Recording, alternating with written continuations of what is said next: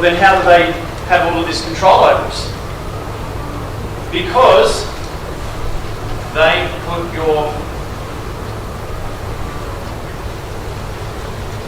name in capital letters. Your fiction exists in their system. This is how they control you, through the fiction. Okay? So, we know about Ernest Active, we know we haven't rebut that. That's how they've created this. But how do they go into the actual fraud? How does that happen? And that happens through a little something called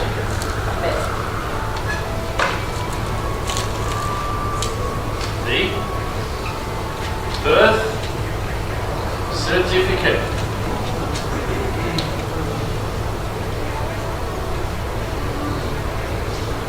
Now, how do they achieve this thing? How many people have heard that the birth certificate is fraudulent and illegal? Guess what? You're all wrong. It's totally legal and legitimate. Your parents consent. I'm going to show you why it's legitimate. When you're in your mum's room and on a terrible drawer of doing babies, whatever, let's just say that's a baby, here's the umbilical cord, and here's the placenta. You can see why I didn't become an artist.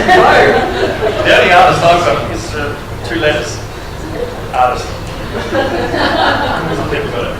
Alright, so when you're in the womb, you are all the one DNA. Out here's mum's DNA. And dad's was somewhere over here, hopefully. And they come together, and everything that surrounds this is the mother's DNA. But everything that's inside of it is a combination of the 2 DNAs. Right? So it's a totally different property. Now, along comes the time to be born. Bub gets born. Let's put Bub out here. Bub's born. What does mum do?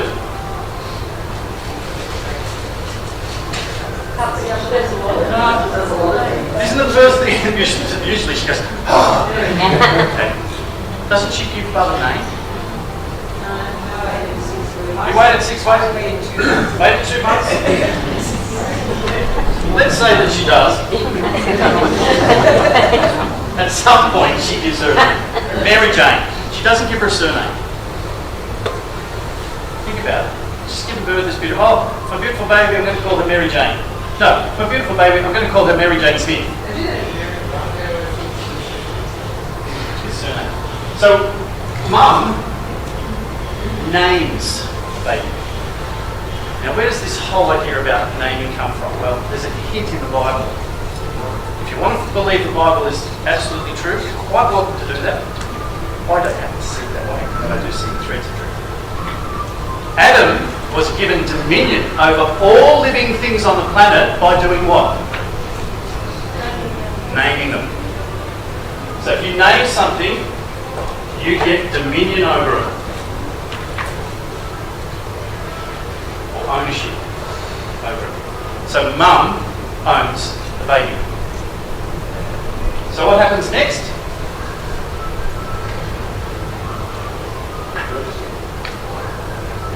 The baby is the cutting of the umbilical cord.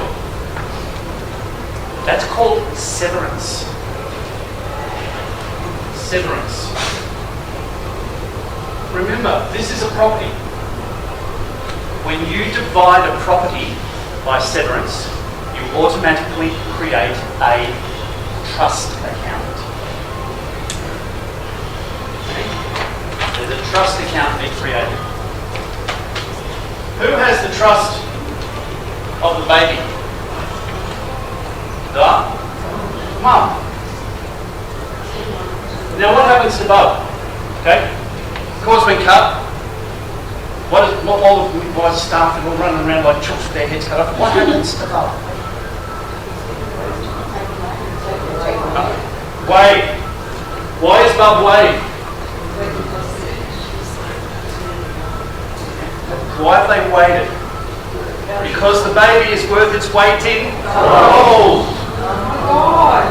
Gold.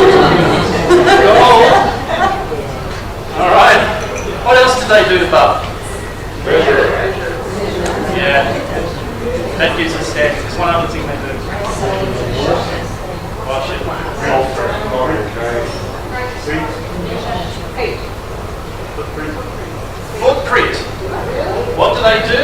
They take an image of the soul. S-O-U-L. They play with words. They capture the image of the soul. Because what does the Vatican want to do? Claim it. Aren't they clever the way they've done all this? All this is totally legal. Now, what happens next, ladies? When you think it's all done, what does the midwife say?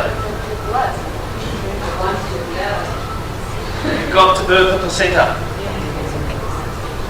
Now, if you cut the cord beforehand, the placenta's still working. That's why women bleed a lot when they get the cord cut. If you have what's called a lotus birth, and you let the baby stay connected, the woman doesn't bleed anywhere near as much because this automatically closes off all the blood vessels. It's called the lotus birth. If anyone's got someone who's planning on having a baby or whatever, let me know. I'll send you a fantastic book on this whole process. It's called In the Womb of the Goddess. Okay. So, the placenta's birthed. What happens to the placenta? Well, they can't do that yet.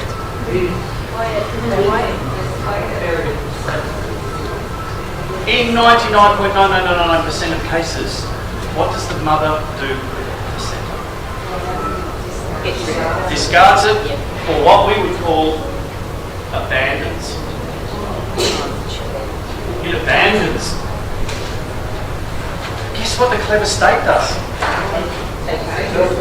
They don't take it, they salvage it under maritime law. They salvage it under maritime law. And they weigh it. Why do they weigh it? Gold.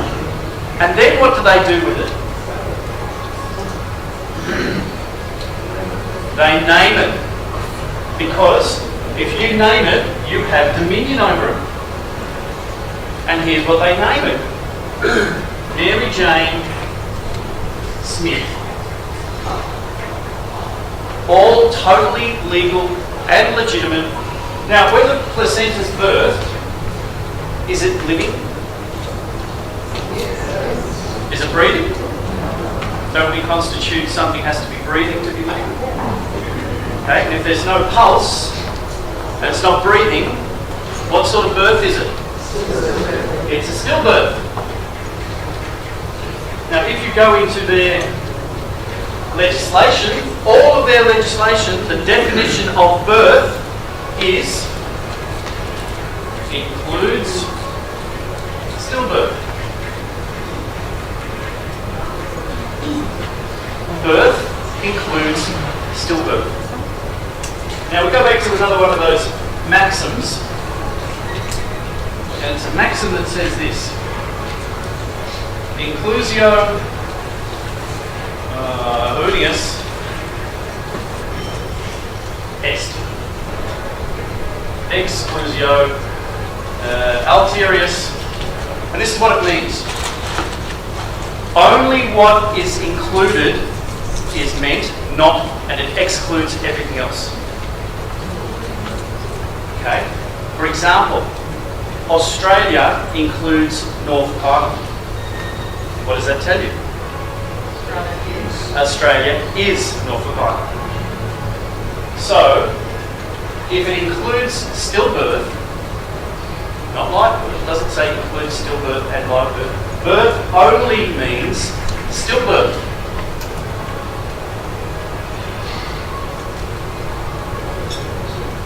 So they're talking about your placenta. You can say that birth includes stillbirth, means that's all it is. Stillbirth.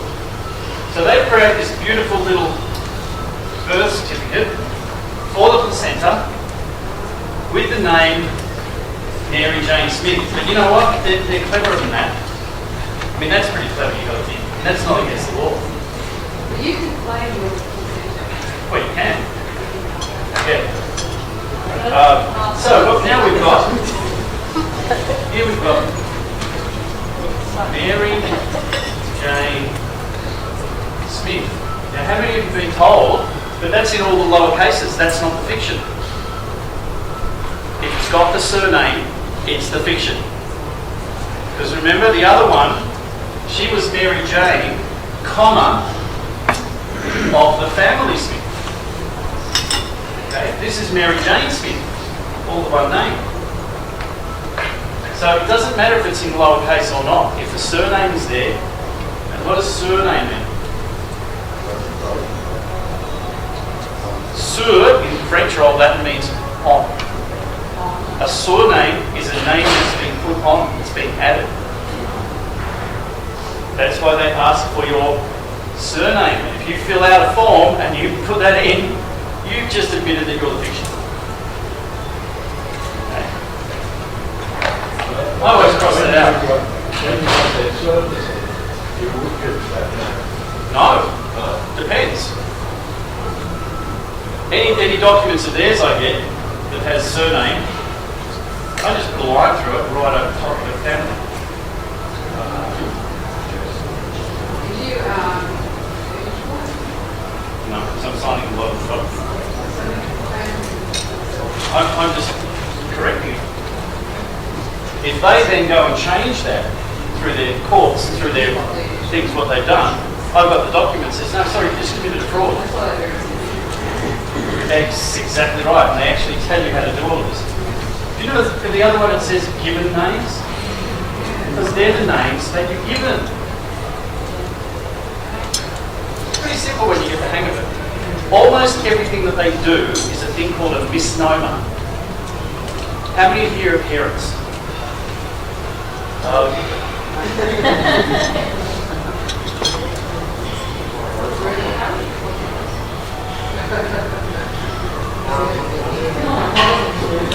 You are two people renting your offspring back from the state. That's why they have all of this control under DHS and all of that, because you're admitting that Mary Jane is Mary Jane Smith. You're admitting you're a parent. Now, who owns Mary Jane Smith? The government, because you abandoned Mary Jane Smith. It's all starting to make sense, isn't it? It's like, whoa! But don't worry, they've only been doing this for about 2,000 years. Parent. All right, so how many of you got children? Oh, child. That's a misnomer. It's another one of their misnomers. Child. Children. If you look at your birth certificate, or the birth certificate, in the top left-hand corner it says child, and then you put the name in. That means if you're 105 years old, you are still a child. Because the document says you're a child. What rights do children have? None. So what else do we have on this birth certificate that we've got through there? Parents. Or see, they just trap you into the system. Bang, bang, bang, bang, bang. Informant. Someone who tells tales on you. Okay? They've said the mother told us this. The mother did it. The mother's usually the informant. So she's being dragged into it as well. Now, in this document, you usually find things that are in square boxes, yeah? How many of you don't know what the 4 square rule is? Okay. The 4 square rule is simply this. Anything that is bound by 4 squares is not part of the document. So if you get a speeding fine, court case, anything like that, whatever is in here, under the 4 corners rule, is not part of the document.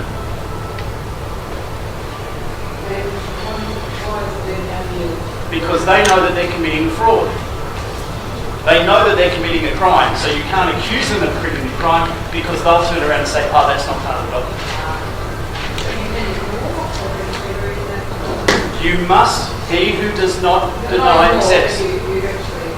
You have to put here, you put a big little red square around it, rectangle. You write 4 corners rule in red, not understood. How many people know what the word understood means? Really means? Stand under. Standing under. It's not comprehend. So you say, I do not understood. The other one is, if you go to the top of the page, well, I had that there before. You could still say, if you're not completely or not understand, Yep. you're speaking in language, you're playing their game. Right? No, this is in English. I'm writing in lowercase English. Now, every document that they send you will have a title. For instance, this. What does that say? Nothing. Stop that. Absolutely nothing. It might be readable as English, but it's not English. All caps is a thing called dog Latin. It is criminal and counterfeit.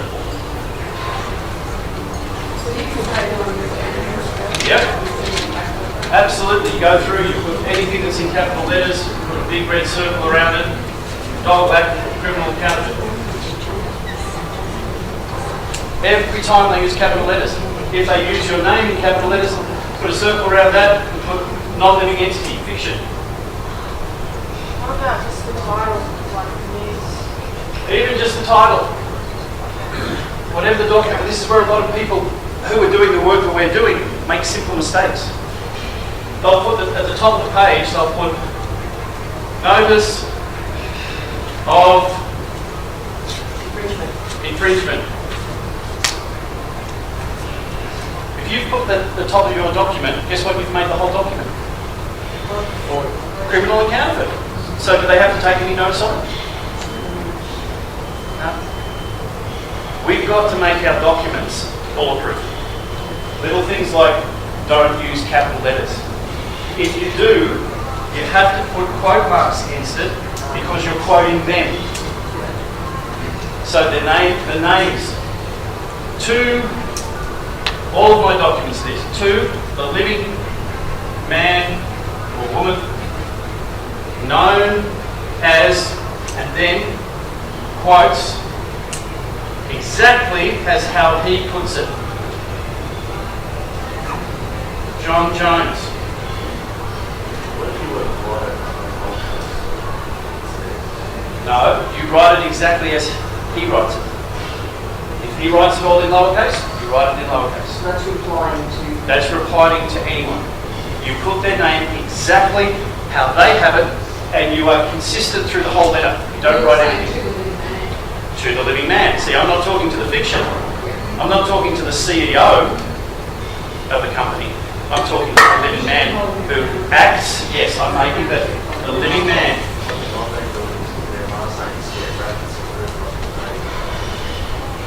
Well, if you've removed it off the page, how does that help you?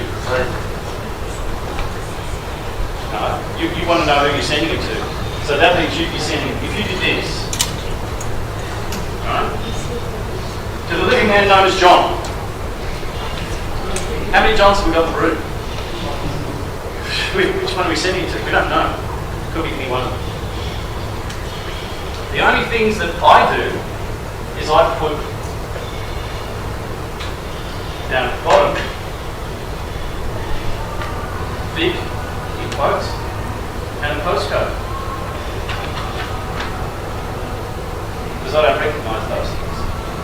That's part of the military system. You don't really know what it is. I don't recognise the state, and I don't recognise postcodes. So mine is to the living man known as, quote, John Jones, acting as whatever he calls himself, CEO in quote marks, whatever the company name is in quote marks. Then I put their street address. Then the town known as Brunswick. Because can I prove Brunswick exists? If I can't prove something that exists, I don't put it on a piece of paper. How can I prove Brunswick exists? It doesn't. Brunswick only exists on a piece of paper. That's where the states exist. States only exist on pieces of paper. They don't exist on the land. So the town known as Brunswick, land of Terra Australis. If you put Australia down there, guess what you've just done? You've just consented to their jurisdiction. I don't recognise this land as Terra Australis. I know from their legislation that Australia is Norfolk Island, the Keelos Islands and Christmas Island. Isn't it interesting that when all the boat people were trying to get here to this land, they had to stop them before they set foot on the land. Because if they set foot on the land, there was nothing they could do. They had to stop them before they got here, and they took them back to Christmas Island, back to Australia, where they have jurisdiction over them. Now, the other thing at the top of my letter, so you know at the top of my letter I've got my flag in the top left-hand corner. Now, the other thing, you can, everything that I've got here you can access through the People's Court of TerraAustralis.org. We've got Thursday nights, we have Zoom calls, we answer questions, there's a huge manual of questions that have been asked before. You can go through that and then you can come on and you can ask us another question and we can walk you through the process. So I've got my flag here, so that's my jurisdiction. And I've got my title to my document in lowercase over here. What do I put over here? What do I put under it? And what's the content in my next three questions? Guess what I put over here? I put the logo of my court. See, I'm a super being. I'm only answerable to my creator. I can create my own court. I have a right to do that. And my court can pass judgments on things. You should see the face when I put a judgment from my court into their court. Say, sorry, this matter's already been determined by a higher court. It's been dismissed. What's this moot court of Terra Australis? I said, well, that's a higher court than this court. It's a court of living people. Judge says, well, I don't recognise that. I said, thank you very much. Under equity of law, I don't have to recognise your court. Thank you. Good afternoon. They have to. They also have to accept the rulings of other courts. It says it in their own guidelines. They must accept the rulings of other courts, which means it doesn't say where those courts come from. They have to accept the ruling. They can't dismiss it. They have to say to the prosecution, sorry, you have to go back to that court and challenge it in that court before a jury of 12 living men and women. Where is that? It's in the Magistrates Court bench book. Several other places where it says that they have courts must abide by the rulings of other courts. This might be in the Courts Act as well.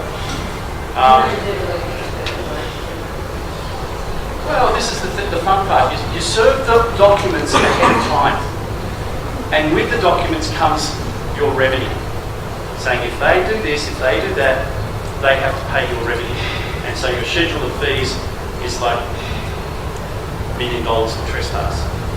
I'm waiting for the cops to come to my door. They called me 7:30 in the morning. I mean, I know some people get up early. The cops rang me 7:30 Sunday morning to say there's a notice of an application for variation of an order, and they wanted me to go around to the police station so they could give it to me. Or they were going to come to me. Now the interesting thing is, I actually went round to the police station. Not this time, previously on the same matter. And I handed over the birth certificate. I said, I'm surrendering the person whose name is on the warrant. He said, is that you? I said, no, I'm a living man. I'm surrendering the person. There it is. That's the person created by the state. Tom had no idea what was going on. Walks out the back, comes back again and says, well, you know, if you're not the person, then we can't do anything for you. I said, but you've got the person there. He said, well, yeah, I'm going to keep this. I said, so you've taken the person into custody. Thanks very much. Oh, it's fun. It's fun. You should see their faces. Well, the best one was when they arrested me the other day. See, I laugh about it because these guys haven't got a clue what they're doing. They burst in through the door and they what are you doing? I surrender order combat. They're still doing it. I said, did you hear me? And the sergeant steps forward and he says, what do you mean? I said, you don't know what surrender order combat means, do you? He said, no. I said, you need to do some research because you're in big trouble. Surrender or de combat, for those of you who don't know. HURS DE COMB or de combat. It means I'm not fighting it. I'm just surrendering because we're under martial law. Because we're being invaded by a foreign corporation. Our land is under martial law. Martial law applies. Okay. So the sergeant sort of says, "Oh, just calm down, boys, calm down, boys." And eventually, the cop was arresting me, starts, citing my rights to me. And I said, "Are you sure you got those completely right, mate? Because I had all these unalienable rights before you even came in the door. You're not giving me these rights. I automatically have them, and I haven't surrendered them." And he says to the other constable, "Read his rights." So the constable's standing in front of me, and he starts going, "You have the right to remain silent, you have to do." And I said, he said, "Do you understand those as I've just read it to you?" I said, "No, I don't understand." I said, "Why not?" I said, "Well, for starters, you didn't read them to me, and it says you must read me my rights, not recite them." Okay. I was having fun. I could have waited to any time later to say my rights were not read to me. They have to be read to you. That's what the legislation says. Okay. They all had their cameras on, and I insisted they did. I said, "Can you all make sure you've got your cameras on? Because I want to subpoena all of this, the evidence."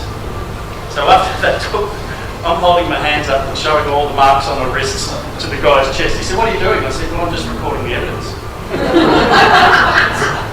So then I start asking them loaded questions.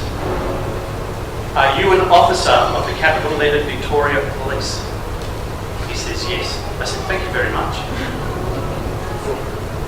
I was giving a guy some clues on how to cross-examine when the case is coming up as a policeman. And I said, "You asked the cop this. Did you take an oath as a constable?" What are they going to say? Yes. Please recite that oath.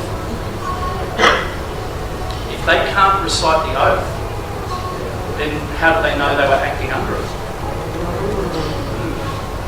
So you go through that process. Well, if you can't recite it, how do we know that you were acting under it?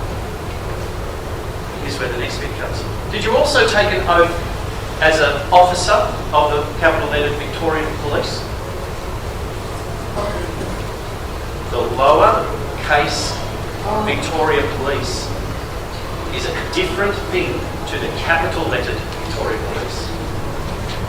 Okay. What's the difference?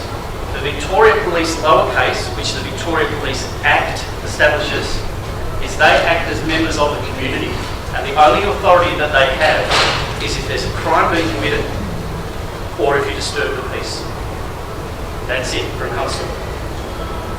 An officer is a member of a private organisation, a militarised organisation.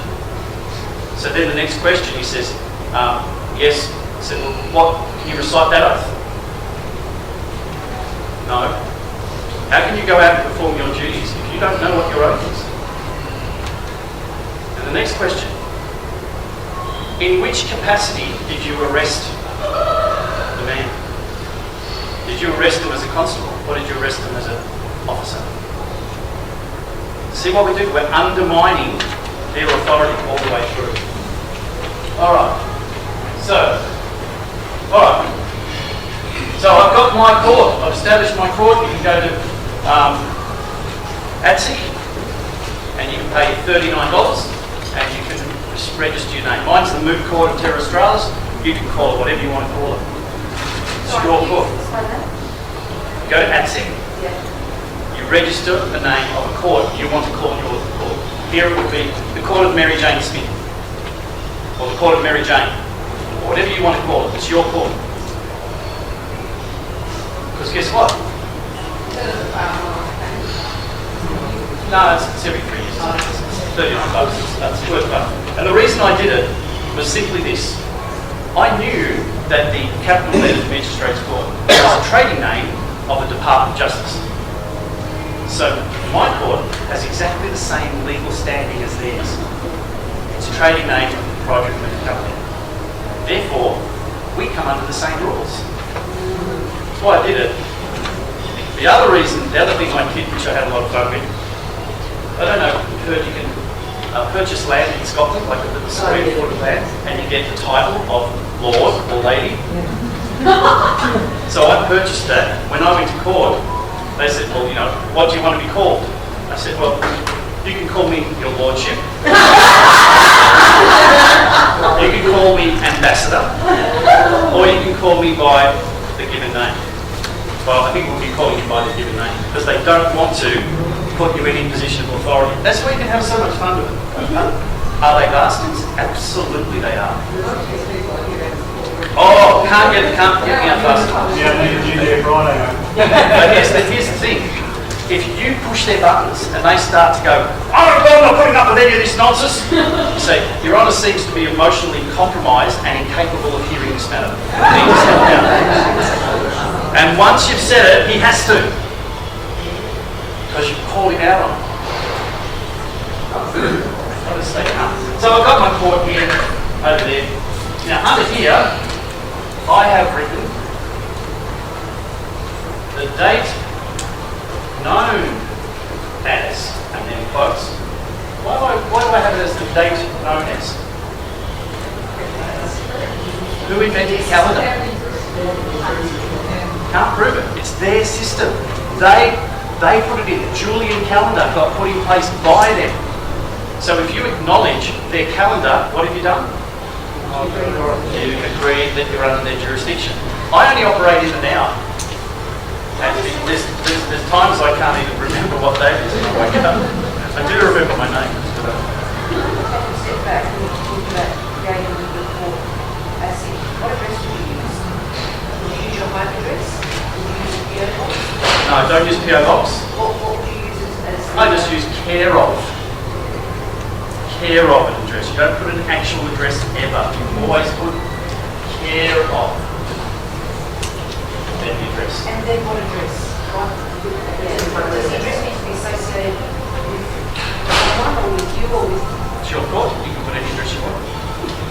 So long as you can get documents through that.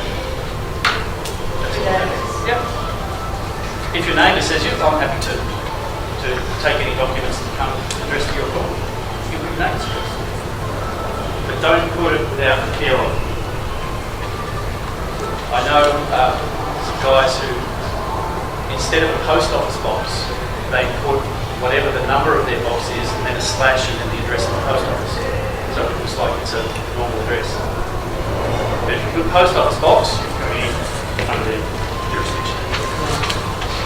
So, the date known as, alright, we'll put that there. Now, what size paper am I doing this on? Foolscap. Foolscap. Well, that's just me. You don't have to use foolscap. Not A4. Not A4 paper. Where do you get it from? Foolscap, you can get it everywhere, but the simple thing I do is I go down to Officeworks and ask them to cut A3 paper down to foolscap size. They go, shoot, shoot, and they get some nice soft cuts for the shop. Foolscap is around about 8 inches by 13.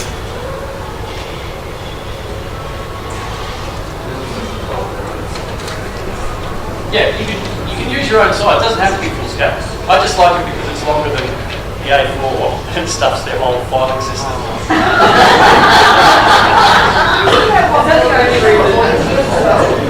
No, they can always use A4 because it's copyrighted. It's all this stuff is all copyrighted by their system, by the value. So don't use A4 paper. What font do we mostly do stuff in? Think about what's the default on all computers. Times New Roman. Guess who owns Times New Roman? They do. They also come to a lot of areas. Yeah. Personally, I like basketball. I just like it. So I use basketball. What size font do I use? Not 12. I don't use 12 font because guess who has copyright on 12 font? So what do? You think I make it bigger or smaller? I make it smaller. It's harder to read. And also, I don't have to use as many pages that way either. So usually 11.5. What colour do I print stuff in? Blue is corporate. My corporation? Red is the leading name. Purple. Purple. Why do I use purple? Because I'm a super being. And purple is my colour. That's my ruling colour. You'll also find on their documents things in italics. Who knows what italics is? Yeah? Swearing. It's cursive. So if anybody sends you a document that's in italics, you circle it and you go, yeah, don't swear at me. You're in dishonour. You're in dishonour because you've sworn it on a piece of paper. So purple, they have to. Oh look, I sent documents back to them with all these red marks all over them, saying, if you want to correspond, please send a document that is in English and only English. Because this is not understood. That's the courts, that's the police, everybody. Absolutely, and they take it and oh, don't worry about it, just ignore it. Sorry. EU does not accept denial. So if they don't accept my document and they're trying to deny it, they have to prove why. It's not understood. Sorry, can I just clarify, Times New Roman, any other than that, or No, I never use Times New Roman. No. Just pick one that you like. I mean, there's some really funny ones that you can do. Comic Sans and all of them. Arial if you want, but just stay away from those ones. And also, when if you're using full-scape paper, make sure that you leave enough space at the bottom so that the whole thing can be scanned onto A4. Because you're going to keep the original. You never send your original documents. You keep your originals at all times. Then you scan it onto A4 and send it to them in black. These ones can be photocopied. Normally if I've got a long document that's got colour stuff on my flag, I'll print the first page in colour and then all the rest in black and white, back to back. Never send them single-sided documents because the document continues onto the empty side and they can put it on whatever they want. So once you can make yours out single-sided, that's fine because it's yours. But when you're copying it and then making it up as a PDF or whatever, double-side the pages. Always. Alright, so we've covered a little bit of how the fraud was first instigated, how they've done it through the birth certificate, and how we start to address the claims that are being made against the fiction. Now the whole objective here is not to win your case. The objective is to get them to withdraw rather than expose the fraud. Okay, so all the documents that we have for you are designed to expose them into the fraud. So you'll probably set up with, let's take one of these, how about council rates? Let's do council rates. Before you finish off the paper layout, do you always put a number, page number on?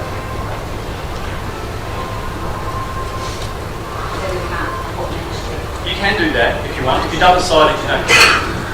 But normally as a course of doing it, I would number the pages. The console display, document, last page, Yes. so there's no page, there's one more. Yeah, if you've got the last page blank, you can put a line from top left to bottom right, and then strike it through. And ideally, you want to just push at the bottom of that as well. So let's get down to how do we, for one of the better word, sign off on a document. Why are you writing in a purple and taking a copy and sending it in black? They don't shoot any purple on it. So how is this? That's part of the trick, because in their realm, they only read the dead language. But I've got the original.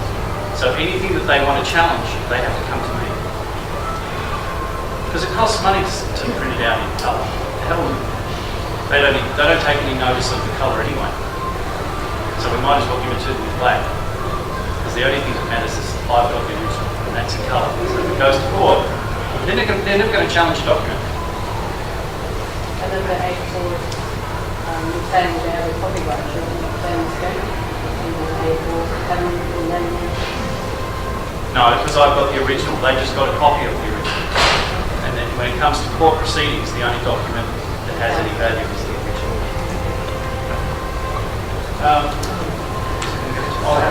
Signing off. Okay. Once you've done the affidavit, this will make sense. I am a soul, and I choose the name for my soul, not my mother. Okay, and that name is Alex. That's my soul's name. So the first thing I do is purple. Is I put Alex. Then I pick up my red pen. This one I put together. And through it, I put the given names that my mother gave to the living body. That's right, you guys get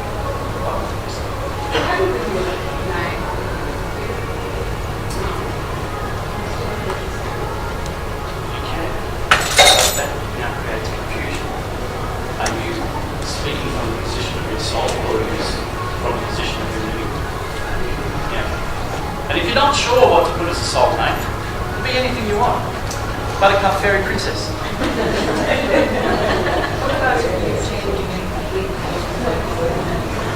What about if you change your name? What name? Fiction name. Okay. All the documents to do with change of name are to do with changing the name of the trust account. So ladies, when you get married, that is a merger of the two trust accounts. It's got nothing to do with you as a living woman. That's why you have a marriage license, because it's a business transaction, and a marriage certificate, which is a claim of ownership of the state over the merger, because it owns both of the trust accounts. Okay, so then I usually put in quotes the date that I've signed it. Then I've got two stamps. I've got my purple stamp and I've got my red stamp, which is my notary stamp, because I can be a notary in my own kingdom. I do all the appointments in my own kingdom and I've appointed myself as a notary. In the old days, the king used to have a ring and they used to seal it with the ring. No one had to come along and witness his autograph. Who needs to witness the king's autograph to say that it's legitimate? It's my kingdom. Once I put my name to it, if you don't think I've signed it, you show me and I'll tell you whether I did or not. Just basically says, Lord Trevor John. Yeah. Oh, come on. We're going to have fun with it. Not Alex. No, well, because my soul doesn't operate on that level. My soul operates in a non-physical level. Okay? And my soul is only answerable to my Creator. Then to top it off, I usually just keep reading my thumbprint.